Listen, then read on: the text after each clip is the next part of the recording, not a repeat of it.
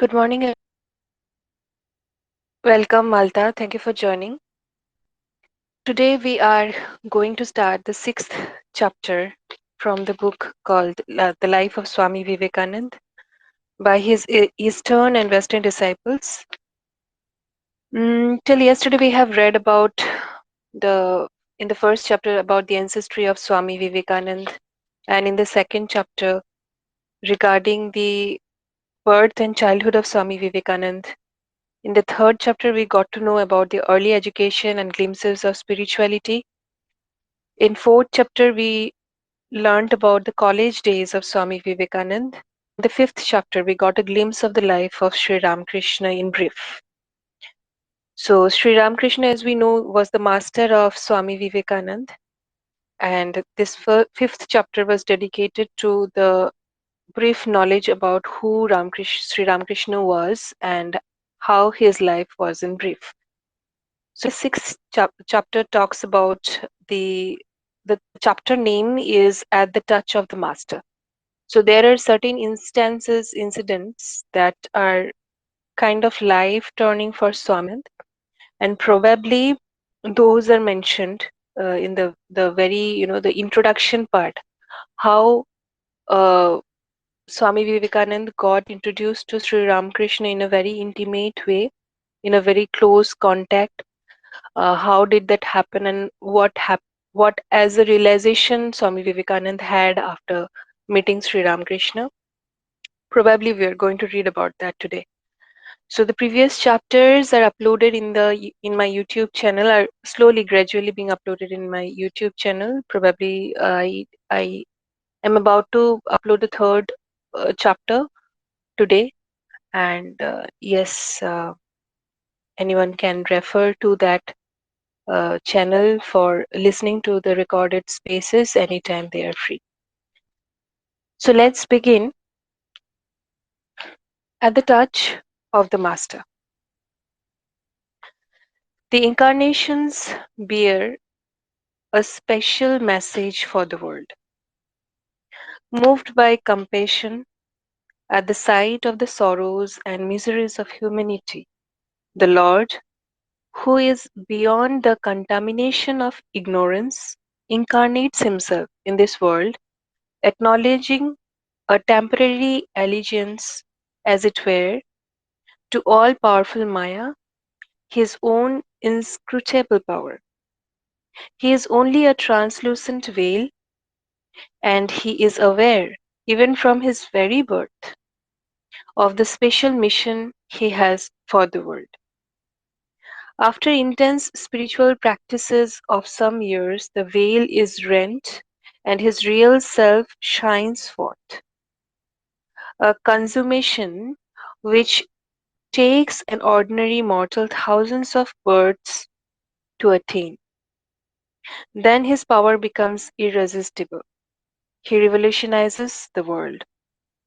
His very presence radiates spirituality. His look and touch work miracles. But an incarnation constituted as he is of pure sattva, that is, light and wisdom, does not always have a widespread effect on humanity. Another personality is required, which with more rajas, that is, activity, which is capable of giving the ideas of the perfect one to the world. The inscrutable power which brings the Lord down from his high abode to take birth as an incarnation also projects a proportion of him as a complementary being for the fulfillment of his mission. At the right time, the incarnation seeks him out and makes him the conduit for his gospel. The spiritual history of the world demonstrates the truth of this. Though having a number of disciples and devotees, Christ chose Peter as the rock on which to build his church. Sri Krishna had Arjuna, Buddha had Ananda, Gauranga had Nityananda, all giving further evidence of this phenomenon. For Sri Ramakrishna, Narendranath played this complementary role. At their first meeting, Sri Ramakrishna instantly knew that Naren was the one who was to carry his message to the world. Through his Nirvikalpa Samadhi, Sri Ramakrishna had gained the power to identify himself with the cosmic mind in which this universe rises and disappears like a bubble in the ocean. Past, present, and future held no secrets for him. It was thus that Sri Ramakrishna knew of the devoted souls who were born specially to assist him and of the measure of help he would get from each. Sri Ramakrishna represented traditional India with its spiritual perspective, its asceticism, and its realizations, the India of the Upanishads. To him came Norin with all the doubts and skepticism of the modern age, unwilling to accept even the highest truths of religion without verification, yet with a zeal for truth burning within him.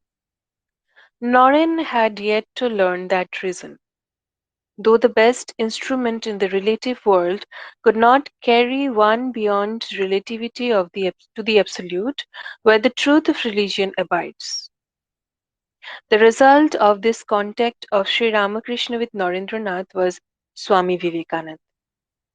He who was to become the heart and mind of a new India, its ancient spiritual perspective heightened, widened, and strengthened to include modern learning. The intense activity of the West was to be combined with the deep meditation of the East. Asceticism and retirement were to be supplemented by work and service to others. From the merging of these two currents came the new Hinduism, the faith of a glorious tomorrow, in which all should be fulfillment and nothing denial. On the personal level, the meeting was also extraordinary. Here is Sri Ramakrishna's own account of it. Narendra entered this room by the western door. He seemed careless about his body and dress, and unlike other people, not mindful of the external world. His eyes bespoke an introspective mind, as if some part of it were always concentrated on something. I was surprised to find such a spiritual soul coming from the material atmosphere of Calcutta. A mat was spread on the floor. He sat on it just near the place where you now see the big jar containing Ganga water. The friends with whom he had come appeared to be ordinary young men with the usual tendencies towards enjoyment. On inquiry, I came to know that he had learnt three or four Bengali only. I asked him to sing them. He began singing the Brahmo song, which hymns, O my mind, go to your own abode. In the foreign land of this world, why roam uselessly like a stranger? He sang the song with his whole heart and such pathos into it that I could not control myself but fell into an ecstatic mood. Then he took leave, but after that I felt such a constant agonizing desire to see him. At times, the pain would be so excruciating that I felt as if my heart were being squeezed like a wet towel. Then I could no longer check myself. I ran to the northern quarter of the garden, a rather unfrequented place, and there cried at the top of my voice, Oh, my darling, come to me. I cannot leave without seeing you. After some time, I felt better. This state of things continued for 6 months. There were other boys who also came here. I felt greatly drawn to some of them, but nothing like the way I was attracted to Norendra. Narendra too was profoundly moved on his first visit to the master at Dakshineshwar. He told some of his friends of it later, though with a touch of reserve. Well, I sang the song, but shortly after he suddenly rose and taking me by the hand, led me to the northern veranda. shutting the door behind him. It was locked from the outside. So we were alone. I thought that he would give me some private instructions, but to my utter surprise, he began to shed profuse tears of joy as he held my hand, and addressing me most tenderly as one long familiar to him, said, "Ah, you come so late. How could you be so unkind as to keep me waiting so long? My ears are well nigh burnt by listening to the profane talk of worldly people. Oh, how I yearn to attain my mind to one who can relate my innermost experience." Thus he went on amid sobs. The next moment he stood before me with folded hands and began to address me. "Lord, I know you are that ancient sage, Noro, the incarnation of Narayan, born on earth to remove the miseries of mankind," and so on. I was altogether taken aback by his conduct. Who is the man whom I have come to see? I thought. He must be stark mad. Why, I am just the son of Vishwanath Datta, and yet he dares to address me thus. But I kept quiet, allowing him to go on. Presently he went back to his room, and bringing some sweets, sugar candy, and butter, began to feed me with his own hands. In vain did I say again and again, "Please give the sweets to me, I shall share them with my friends." He simply said, "They may have some afterwards," and desisted only after I had eaten all. Then he seized me by the hand and said, "Promise that you will come alone to me at an early date." At his importunity, I had to say yes, and returned with him to my friends. To the other devotee, the master said, "See how Norin beams with the light of Saraswati, the goddess of learning." Those who heard him say this looked say this looked Norin with wonder. Not only was it strange that the master should speak thus, it was still more strange that he should have seen such profound spirituality in the boy. "Do you see a light before falling asleep?" asked Shri Ramakrishna to Norin. Narendra said, "Yes, sir." The master cried, "Ah, everything is telling. He is a Dhyan Siddha, an adept in meditation, even from his very birth." Regarding his conflicting thoughts about the strange words and conduct of Sri Ramakrishna, Narendranath used to say,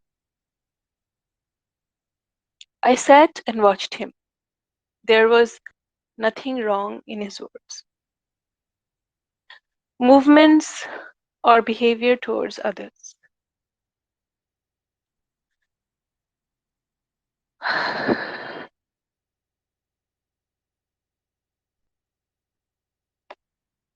Rather, from his spiritual words, I'm sorry, just give me a minute.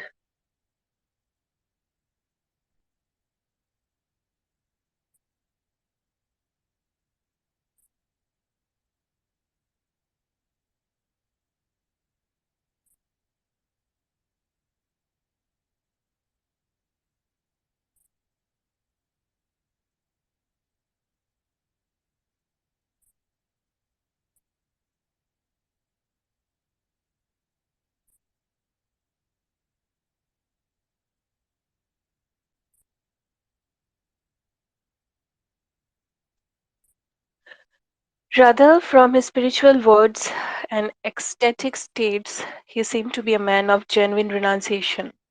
And there was a marked consistency between his words and life.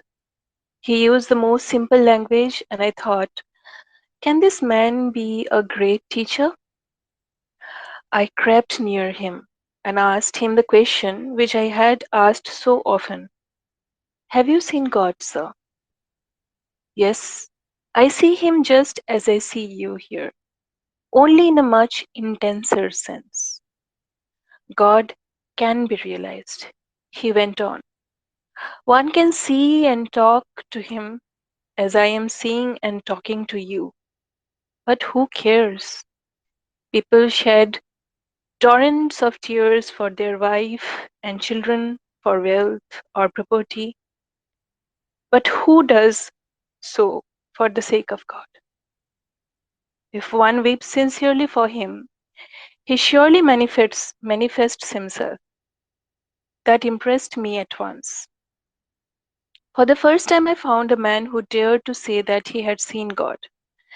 That religion was a reality to be felt, to be sensed in an infinitely more intense way than we can sense the world. As I heard these things from his lips, I could not but believe that he was saying them not like an ordinary, but from the depths of his own realizations. But I could not reconcile his words with his strange conduct with me. So I concluded that he must be a monomaniac. Yet I could not help acknowledging the magnitude of his renunciation. He may be a madman, I thought, but only the fortunate few can have such renunciation. If insane, this man is the holiest of the holy, a true saint, and for that alone he deserves the reverent hope of mankind. With such conflicting thoughts, I bowed before and begged leave to return to Calcutta.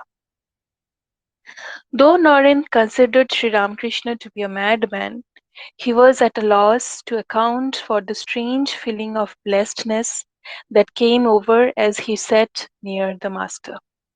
But it was all strange. The number of adoring devotees, the uncountable religious ecstasy of the Master, his return from ecstasy, the atmosphere of intense blessedness, his words, the uplifting of his own soul, all these were bewildering to Norin. But in spite of the impression made on him, Norin was slow to accept the Master as a teacher. He allowed the various preoccupations of his daily life to prevent him from keeping his promise to repeat the visit, and it was not until nearly a month later that he set out alone on foot to the temple garden of Dakshineshwar. The following of this meeting given by Narendra to some of his brother disciples. I did not realize then that the temple garden of Dakshineshwar was so far from Calcutta, since on the previous occasion I had gone there in a carriage. The road seemed to be so long as to be almost endless. However, I reached the garden somehow and went straight to Sri Ramakrishna's room. I found him sitting alone on the small bedstead. He was glad to see me, and calling me affectionately to his side, made me sit beside him on the bed. But the next moment I found him overcome with a sort of emotion, muttering to himself, with his eyes fixed on me. He slowly drew near me. I thought he might do something queer, as on occasion. But in the twinkling of an eye, he placed his right foot on my body. The touch at once gave rise to a novel experience within me. With my eyes open, I saw that the walls and everything in the room whirled rapidly and vanished into naught, and the whole universe, together with my individuality, was about to merge in an all encompassing mysterious void. I was terribly frightened and thought that I was facing death, for the loss of individuality meant nothing short of that. Unable to control myself, I cried out, "What is it that you are doing to me? I have my parents at home." He laughed aloud at this, and stroking my chest said, "All right, let it rest now. Everything will come in time." The wonder of it was that no sooner had he said this than that strange experience of mine vanished. I was myself again and found everything within and without the room as it had been before. All this happened in less time than it takes me to narrate it, but it revolutionized my mind. Amazed, I wondered what it could possibly be. It came and went at the mere wish of this amazing man. I began to question whether it was mesmerism or hypnotism, but that was not likely, for these acted only on weak minds, and I prided myself on having just the reverse. I had not as yet surrendered himself to the stronger personality of the man. Rather, I had taken him to be a monomaniac. So, to what might this sudden transformation of mine be due? I could not come to any conclusion. It was an enigma, I thought, which I had better not attempt to solve. I was determined, however, to be on my guard and not to give him another chance to exert a similar influence over me. The next moment I thought, how can a man who shatters to pieces a resolute and strong mind like mine be dismissed as a lunatic? Yet, that was just the conclusion at which one would arrive from his effusiveness on our first meeting, unless he were an incarnation of God, which was indeed a far cry. So I was in a dilemma about the real nature of my experience as well as about the truth of this wonderful man, who was obviously as pure and simple as a child. My rationalist mind received an unpleasant rebuff at this failure in judging the true state of things, but I was determined to fathom the mystery somehow. Thoughts like this occupied my mind during the whole of that day, but he became quite another man after that incident, and as on the previous occasion, treated me with kindness and cordiality. His behavior towards me was like that of a man who meets an old friend or relative after long separation. He seemed not to be satisfied with entertaining and taking all possible care of me. This remarkably loving treatment drew me all the more to him. At last, finding that the day was coming to a close, I asked leave to go. He seemed very dejected at this and gave me permission only after I had promised to come again at my earliest convenience. A few days late after the above experience, Narendranath paid his third visit to the master at Dakshineshwar. Though he was determined not to be overpowered this time, yet he fared no better than previously. Shri Ramakrishna took him that day to the adjacent garden of Jodunath Mullik. After a stroll, they sat down in the parlor. Soon Sri Ramakrishna went into a trance, and in that state touched Narendranath. In spite of his precautions, Naren was totally overwhelmed and immediately lost all outward consciousness. When he came to himself after a while, he found the master stroking his chest. Naren had no idea of what had happened during this period, but it was then that the master learned many strange things about him. Referring to this incident, Sri Ramakrishna later said, I put several questions to him while he was in that state. I asked him about his antecedents and where he lived, his mission in this world, and the duration of his mortal life. He dived deep into himself and gave fitting answers to all my questions. They only confirmed what I had seen and inferred about him. Those things shall be a secret. But I came to know that he was a sage who had attained perfection, a past master in meditation, and that the day he knew his real nature, he would give up the body by an act of will. These revelations did not come as a surprise to the master, for wonderful things had been revealed to him about Naren even before this great disciple came to Dakshineshwar.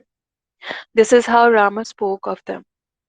One day I found that my mind was soaring high in samadhi along a luminous path. It soon transcended the stellar universe and entered the subtler region of ideas. As it ascended higher and higher, I found on both sides of the way ideal forms of gods and goddesses. The mind then reached the outer limits of that region, where a luminous barrier separated the sphere of relative existence from that of the absolute. Crossing that barrier, the mind entered the transcendental realm, where no corporeal being was visible. Even the gods dared not peep into that sublime realm, but had to be content to keep their seats far below. The next moment I found 7 venerable sages seated there in samadhi.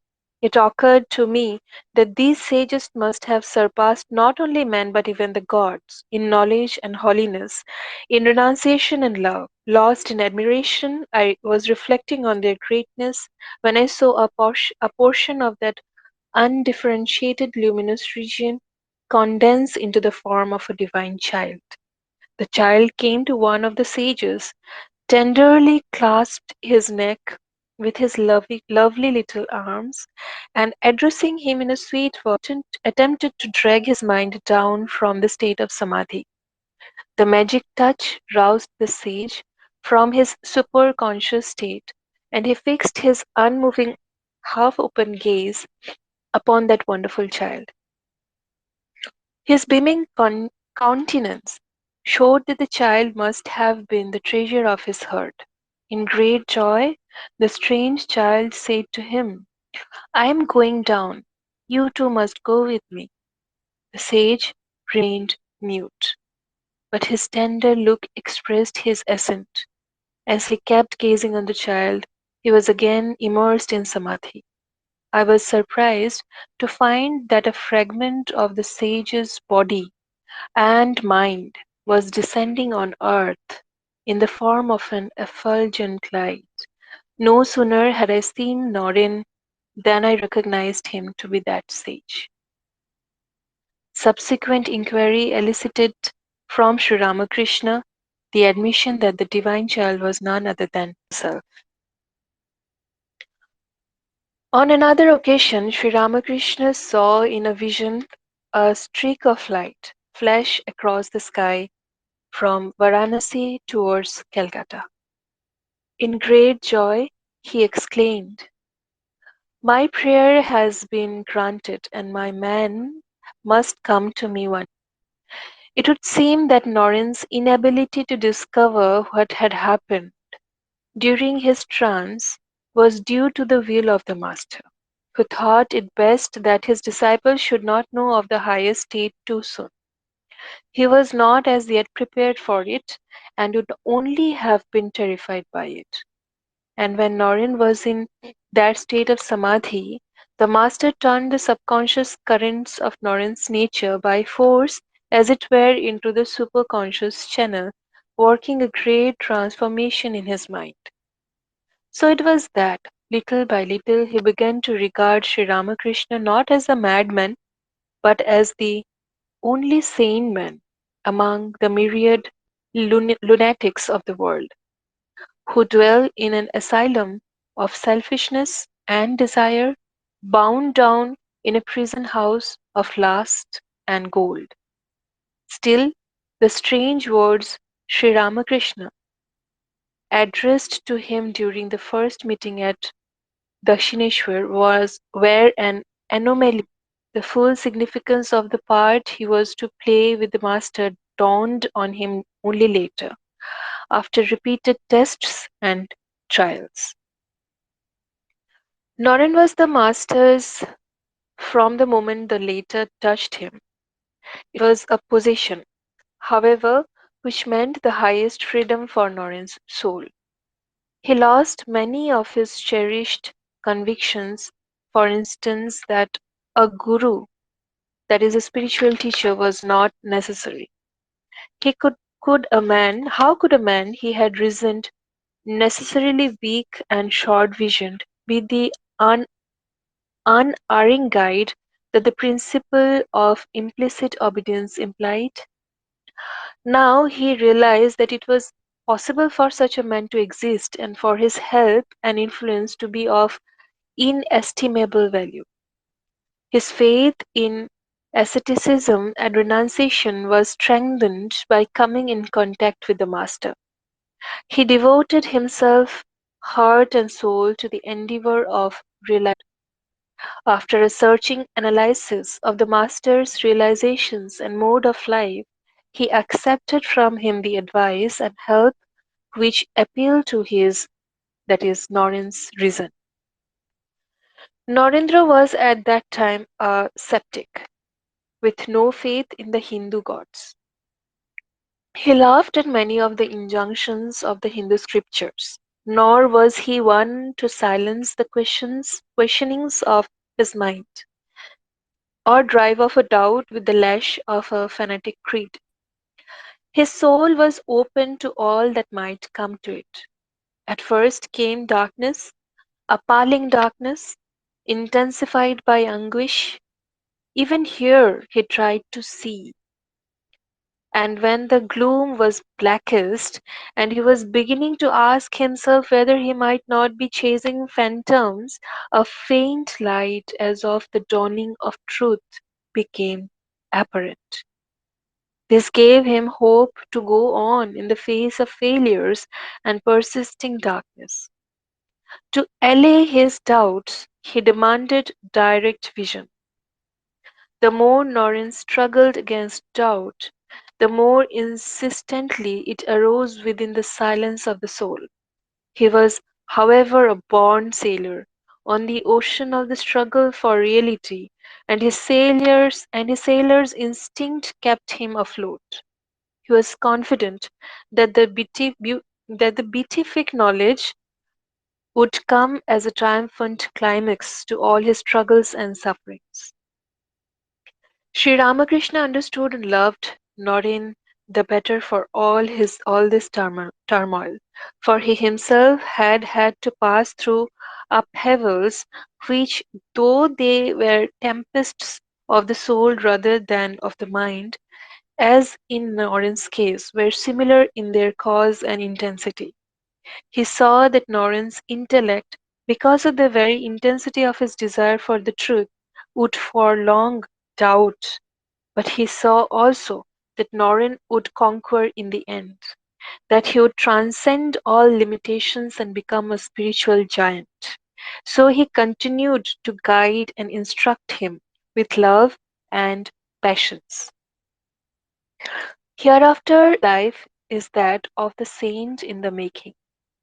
It is no longer his mind to which one's attention is chiefly drawn, though that does indeed become more and more luminous as the years go on.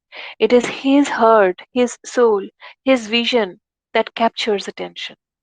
A time was to come when the orb of his soul was to shine with the radiance and glory of the full moon. He was to attain to the highest possibilities of the mystical consciousness, wherein the soul and the supreme reality are revealed as a perfect and distinctionless unity. In the imperious question asked by Norin of the Maharshi Devendranath, Mahashaya, Venerable Sir, which means Venerable Sir, have you seen God? Was the dawn of his spiritual life. Prior to that, the intellect ruled, and doubt was supreme, though even then were to be seen, if faintly, streaks of an approaching dawn. These grew into the day of glorious vision in the effulgent presence of Sri Ramakrishna, the Sun of Truth. This brings us to the end of sixth chapter, that is called At the Touch of the Master. For me, it was um, indeed an overwhelming chapter, very much taken away. by the chapter. So, thank you everyone for joining. I am inviting Malta, Aniket, Anna, Prijay, Pankaj to speak. Ayush and Gautam, you can request for the mic if you want to say something or ask something. And all whom I have invited to speak, please feel free to grab the mic and ask or say anything you want to say after we have finished this chapter 6.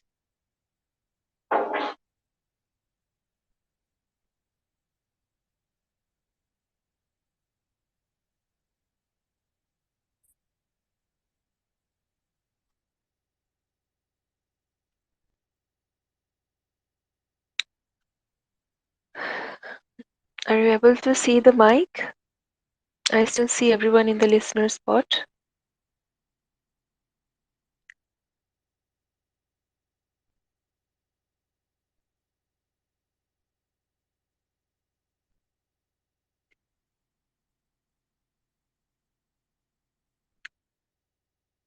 No one in a position to speak now? Anna, Malta, Aniket.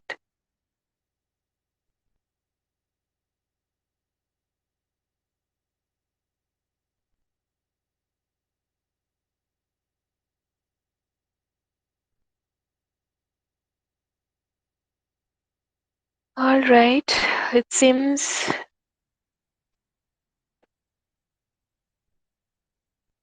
seems that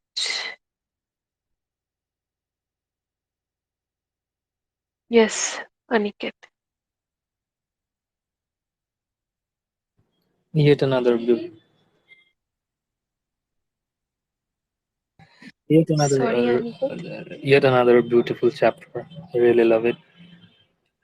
As usual, I joined late, man. I just check like almost like 10 o'clock, and you haven't started the space. Then I was doing my work, and suddenly I checked the time, and it was like 10:51, and you have already start your space. I think this was a great chapter. Hopefully, I will Mm. to listen it to from the start. So yeah, not much to say. Like it's always been a pleasure to listen to your voice when you are ready. Thank you very much, Aniket. And yes, most of the time now I am thinking I'll be doing it at 10:30 a.m. only. Mhm. Probably it seems that I found my time. I was initially for first two, three chapters I did it at Mhm. 9 a.m. and then one chapter I 10 a.m. Mhm.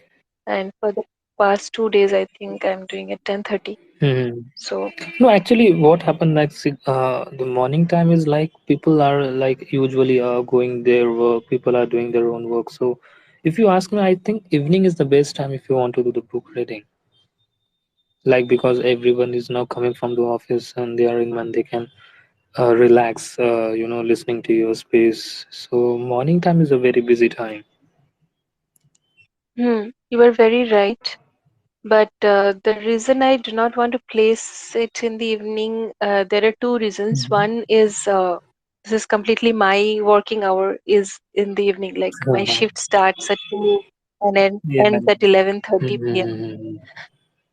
So I won't get that time. And Mhm. secondly, I want to, have the spiritual book reading in the Morning mornings time, yeah, because yeah, because it is like a fresh time to to listen, and people are excited in the morning. Like I love the timing when morning school because you are fresh. hmm, I used to have my school in like 11 o'clock in the morning and up to 5 o'clock in the evening. But my college, hmm, my 12th and my graduation college was in the morning, and that is the best time if you want to study. hmm, Study if you want to study really hard. Get early in the morning like 5 o'clock. That is the best time because everyone is sleeping, the environment is quiet, and uh, hmm, so that is my opinion. right. It was yet another really good chapter. Yes, the chapter was really good. I was overtaken by emotions also for a certain period of time. It was. Great I think it will be chapter. much better if you try to do the book reading in Hindi and English simultaneously, paragraph by paragraph. Hindi, um, yeah, but Hindi, I am actually not. Good. I mean, I can speak in Hindi, Uh-huh.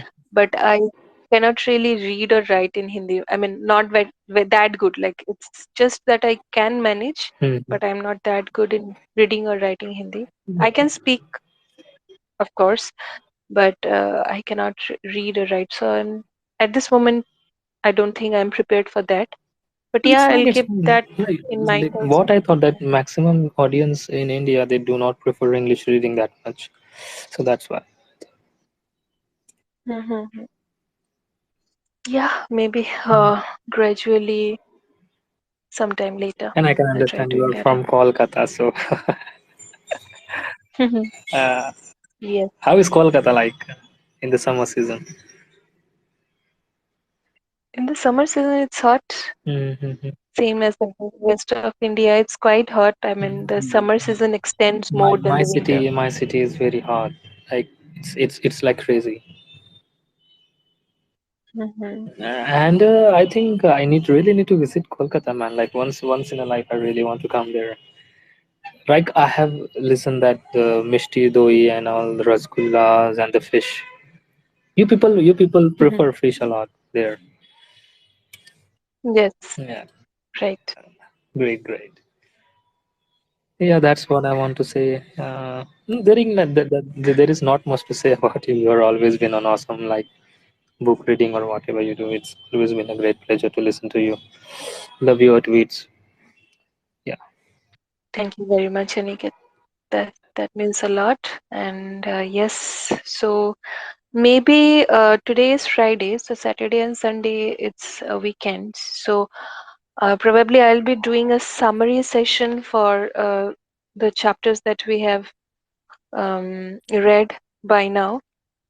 It is completion of six chapters, but again, the more paragraph wise or incident wise discussions that did not really happen because I'm just doing it in a book reading manner only. And in the end, whatever discussion gets triggered, we discuss that much only. So, but I have tested myself that whatever I am reading, I am remembering some of it, but not all of it in very appropriate details, and not just memory of it. Also, we need to actually grasp the inner sense of all the incidents. That is when the learning actually happens. So, I'll try to do that, make a note, and incident wise have the inference of the incidents in a summarized manner. So probably I'll be dedicating Saturday and Sunday on this particular summarization of the chapters that we have read.